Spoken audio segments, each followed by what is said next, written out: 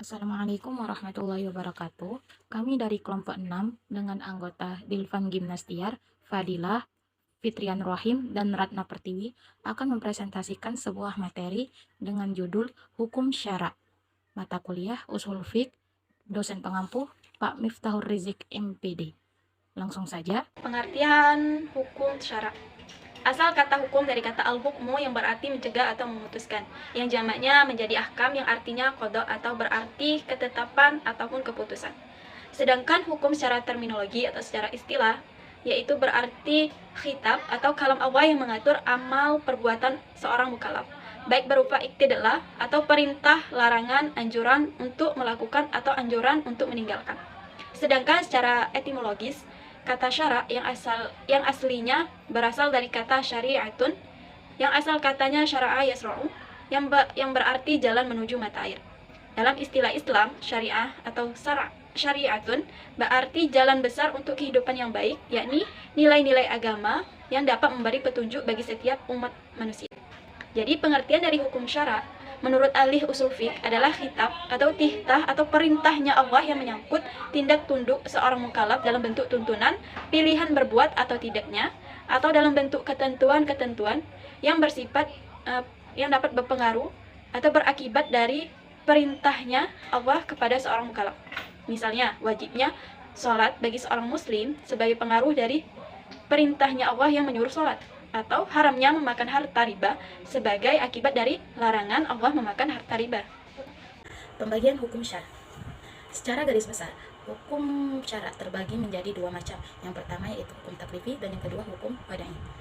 Terdapat dua perbedaan yang mendasar antara dua hukum ini, yaitu hukum taklifi ialah hukum yang mengandung tuntutan, perintah, larangan, atau pilihan yang dilakukan oleh seorang mukallaf. Yang kedua yaitu hukum wadai, ialah penjelasan hubungan suatu peristiwa dalam hukum taklifi yang berupa sebab, syarat, man'ai atau penghalang dari suatu perbuatan. Maksudnya di sini ialah dalam hukum taklifi itu menjelaskan menjelaskan contohnya sholat zuhur adalah salah satu sholat yang wajib dilakukan oleh seorang umat muslim. Sedangkan hukum wadai itu menjelaskan bahwa waktu matahari tergelincir di tengah hari itu menjadi sebab untuk seorang muslim melaksanakan sholat zuhur. Yang pertama, hukum taklifi. Hukum taklifi adalah hukum yang menjelaskan tentang perintah, tuntutan, larangan, serta pilihan bagi seorang mukallaf untuk melakukannya atau meninggalkannya. Hukum yang menjelaskan tentang perintah itu bisa kita contohkan seperti perintah mendirikan sholat, perintah membayar zakat, dan perintah berpuasa di bulan Ramadan. Sedangkan hukum yang menjelaskan tentang larangan itu bisa kita contohkan seperti larangan untuk memakan harta anak yatim dan larangan minum minuman keras, yaitu khamar. Menurut para ulama, hukum taklifi dibagi menjadi 5 bagian hukum, yaitu wajib, mandub atau sunnah, haram, makruh, dan mubah. 1. Wajib. Wajib adalah suatu perintah yang harus dilakukan, di mana jika kita lakukan akan mendapatkan pahala, dan apabila kita tinggalkan akan mendapatkan dosa. Pengertian ini sama seperti pengertian fardu, mahtum, dan lazim. Wajib dibagi menjadi 4 bagian. Yang pertama yaitu kewajiban berdasarkan waktu pelaksanaannya. A. Wajib mutlak. Wajib mutlak adalah kewajiban yang tidak ditentukan waktu pelaksanaannya. Contohnya itu mengkodok puasa Ramadan yang ditinggalkan karena adanya halangan. Yang kedua, yang B, wajib muakkad. Wajib muakkad adalah kewajiban yang pelaksanaannya telah ditentukan waktunya, dan apabila kita lakukan di luar waktu pelaksanaan tersebut, itu artinya tidak sah. Wajib ini dibagi lagi menjadi 3 bagian. Yang pertama, wajib muwassa.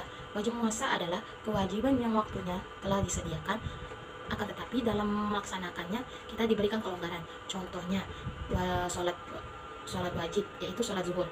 Kita diberikan kelonggaran untuk melaksanakan sholat qobliyah zuhur. Yang kedua yaitu wajib mudayyak. Wajib mudayyak adalah kewajiban yang sama waktu pelaksanaannya dengan waktu yang telah disediakan. Contohnya itu puasa pada bulan Ramadan. Puasa ini dilakukan hanya pada bulan Ramadan dan dilakukan selama 1 bulan penuh. Yang ketiga yaitu wajib zu syabahaini, yaitu gabungan antara wajib muwassa dengan wajib mudhayyaq, seperti contohnya ibadah haji. Yang kedua, kewajiban menurut orang yang melaksanakannya. A. Wajib aini. Wajib aini adalah kewajiban yang bersifat pribadi yang hanya bisa dilakukan oleh seorang diri dan tidak bisa diwakilkan oleh siapapun. Contohnya, melaksanakan sholat dan melaksanakan puasa. Yang B. Kewajiban kifai atau kifayah. Kewajiban ini bersifat berkelompok, di mana apabila dilakukan oleh seseorang dalam kelompok itu, maka kewajibannya akan gugur.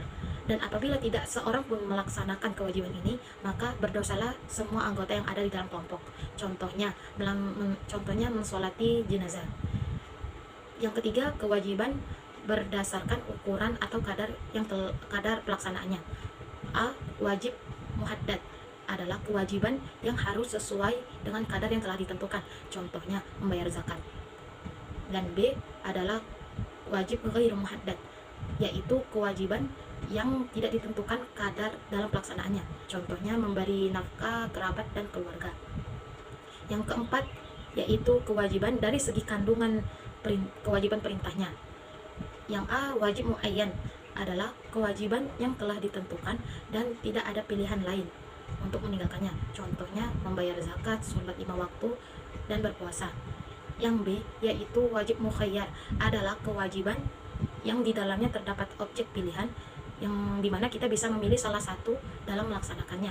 Contohnya yaitu masalah kafarat karena pengingkaran sumpah. Seseorang yang mengingkari sumpah akan mendapatkan sanksi, yaitu berupa denda. Allah Subhanahu wa Ta'ala telah menjelaskan di dalam Quran surah Al-Maidah ayat 89, di mana Allah memberi pilihan kepada orang yang mengingkari sumpah untuk melakukan denda. Yang pertama yaitu ialah memberi makan 10 orang miskin dengan makanan yang biasa ia berikan kepada keluarganya. Yang kedua yaitu memberi pakaian kepada mereka yang membutuhkan, serta memerdekakan seorang budak. 2. Sunnah atau mandub. Sunnah atau mandub dalam ilmu fikih ialah tuntutan untuk melakukan suatu perbuatan yang mana jika perbuatan itu dilakukan maka akan mendapatkan pahala, dan apabila jika ditinggalkan itu tidak berdosa atau tidak apa-apa. Sunnah atau mandub dibagi menjadi 2 bagian, yaitu yang pertama dilihat dari tuntutan untuk melaksanakannya. 1. Sunnah muakkad. Sunnah muakkad ialah sunnah yang dilakukan oleh Rasulullah SAW, tetapi beliau tidak menjelaskan bahwa sunnah itu adalah fardu. Sunnah ini contohnya seperti sholat sunnah rawatib, sholat witir, dan lain sebagainya. Yang kedua yaitu sunnah ghairu muakkad, adalah sunnah yang dilakukan oleh Rasul, akan tetapi Rasul sendiri tidak melazimkan pada dirinya untuk melakukannya.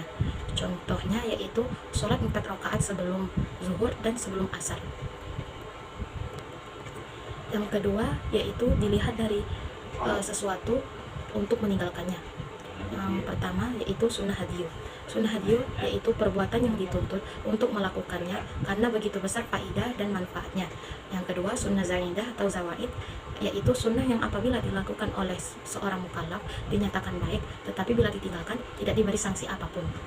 Yang ketiga, sunnah nafal. Sunnah nafal ialah suatu perbuatan yang dituntut sebagai tambahan bagi perbuatan wajib, seperti sholat sunnah 2 rakaat yang mengiringi sholat wajib. Haram secara bahasa berarti mamnu, yaitu yang dihalangi atau dilarang. Secara terminologi usul fiqh, haram adalah sesuatu yang dilarang oleh Allah dan Rasulnya, yang apabila kita meninggalkan dan menaati perintah Allah, maka akan mendapat ganjaran pahala, dan apabila kita melanggar akan mendapat dosa. Menurut jumhur para ulama, haram dibagi menjadi 2 bagian.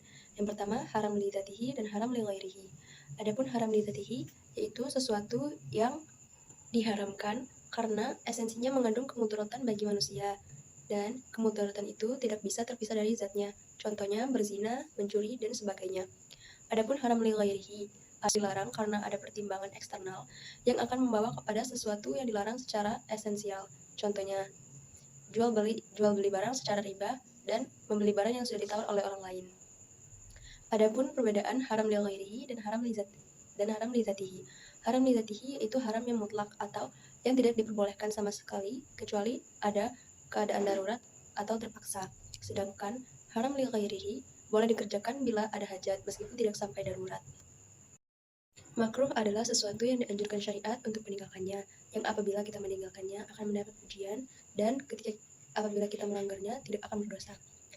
Makruh terbagi menjadi dua bagian, yaitu makruh tahrim dan makruh tanzih. Satu, makruh tahrim yaitu sesuatu yang dilarang oleh syariat secara pasti karena berdasarkan pada dalil zani yang masih mengandung keraguan. Contoh, larangan memakai sutra dan emas pada laki-laki. Yang kedua, makruh tanzih yaitu sesuatu yang dilarang terhadap suatu perbuatan, tetapi larangan tersebut tidak bersifat pasti, lantaran tidak ada dalil yang menunjukkan atas haramnya perbuatan tersebut. Contoh, makan daging kuda saat sangat butuh waktu perang. Mubah secara istilah berarti sesuatu yang tidak berkaitan dengan perintah dan tidak berkaitan juga dengan larangan. Yang seperti itu mempunyai hukum yang sama. Sesuatu yang menjadi tujuan wasilah tersebut yaitu diperintah atau dilarang. Sesuatu yang mubah selama bersifat mubah tidak menyebabkan adanya pahala atau siksa. Hukum wadai. Kata wad berasal dari kata bahasa Arab, yaitu wadu'ah, yang dapat diartikan dengan penurunan, penjatuhan, pukulan, pemalsuan atau rekayasa, pengarang, dan peletakan. Jika dilihat dari definisi hukum syara, kata al-wad berarti peletakan atau diartikan sebagai sesuatu dasar dalam hukum syara. Hukum wadai adalah perintah Allah yang berkaitan dengan penetapan sesuatu sebagai sebab, syarat, atau penghalang bagi yang lain. Hukum wadai terbagi menjadi tiga. Yang pertama, sebab. Sebab dalam hukum wadai adalah tanda hingga lahirnya hukum Islam. Tanpa adanya sebab, seorang mukallaf tidak dibebani hukum syariat. Kedua, syarat. Suatu ibadah atau perkara syariat lazimnya mewajibkan adanya syarat. Tanpa adanya syarat, perkara itu batal dan tidak boleh dikerjakan. Yang ketiga, penghalang atau mani. Penghalang atau mani adalah kendati seseorang dibebankan perkara syariat, namun karena adanya penghalang, perkara itu menjadi batal. Yang keempat yaitu sah, fasad, dan batal. Secara etimologi, sah atau siha atau sofi berarti salim, selamat dari penyakit, atau perbuatan yang sesuai dengan syarat. Sedangkan secara terminologi, sah yaitu tercapainya suatu pekerjaan yang telah memiliki sebab, memenuhi berbagai rukun, dan persyaratan yang diharapkan secara syarat. Sesuatu yang pengaruh perbuatannya berakibatkan padanya baik yang merupakan ibadah maupun akad. Secara etimologi, fasad berarti zohib atau yang hilang, dengan sia-sia lagi merugi. Secara terminologi, menurut jumhur ulama, fasad sama dengan batal artinya. Sedangkan menurut ulama Hanafiyah, fasad adalah kerusakan yang tertuju kepada salah satu sifat dan hukum asal perbuatan itu disyariatkan. Sedangkan batal adalah ibadah yang menyalahi ketetapan syarat yang mengakibatkan tidak berlakunya efek syar'i kepada akad muamalah atau kepada ibadah yang dilakukan, atau ibadah yang tidak memadai dari melepas tanggung jawab serta belum mengugurkan kewajiban qada. Sah, rusak, dan batal merupakan sifat-sifat yang ada dalam hukum syara, baik itu hukum taklifi maupun hukum wadai. Misalnya, sholat dalam hukum taklifi yang ditutup keabsahannya, pelaksanaannya merupakan suatu kewajiban ketika ditemukan sebab serta syarat telah dipenuhi. Sebaliknya, sholat menjadi tidak sah apabila syarat-syarat yang tidak dipenuhi atau kewajiban untuk mengerjakannya belum gugur, dan berdosa jika tidak dipenuhi syarat-syaratnya. Demikianlah pemaparan materi yang telah kami sampaikan. Mohon maaf apabila masih terdapat kekurangan dalam penyampaiannya. Sekian presentasi kami ucapkan terima kasih dan kami akhiri. Wassalamualaikum warahmatullahi wabarakatuh.